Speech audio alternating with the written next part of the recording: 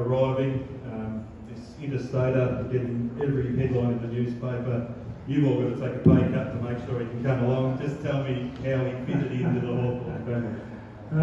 Peter's, we've all worked out, pretty individual person in a sense of the way that he played the game. And all the time that I've been associated with VFL, AFL football, Peter is the most unique person and player that I think the game has ever seen. It's obviously why so many of you are here and attached to him. Pete, I was lucky enough.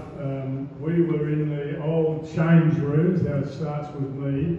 There were two brick pillars, and between the brick pillars there was six lockers. 24 was Peter Knight's, 25 was Rod Olsen, 26 was Peter Hudson, 27 was David Parkin, and 28 was Terry Gay.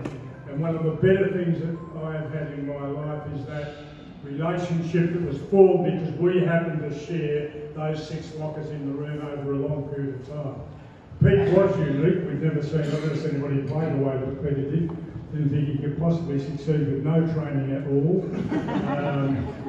And it is a fascinating story, Pete, yours, I think, in terms of coming and what you did when you initially come.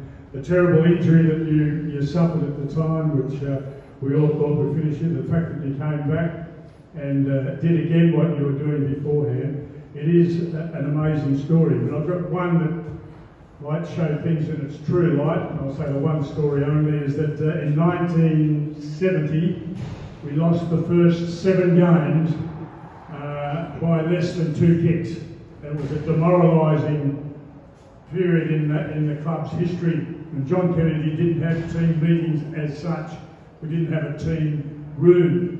But he gathered us up in Harry Miller's physiotherapy room. It's a tiny little room. And John, with his back to the door, looked at the group and said, this is John Kennedy, well, I give up, why can't we win? I'm captain of the team, but very reticent to open my mouth and point the bone at somebody else, but never worried because Bob Kenny, who's here, Bob, and Peter Hudson both at the same time went to make a statement. Bob, good fashion, gave way to Peter. And Peter says, well, John, he said, when the players get the ball in the middle of the ground, he said, if they could just have a quick peep, and if I'm heading towards the railway side, if they generally kick the ball out that way, or if I'm going towards the grandstand side, could they kick the ball on that side? There's Mark up the thing and said, why don't you come up and get a kick for yourself and do a round the week? And that was the end of the league.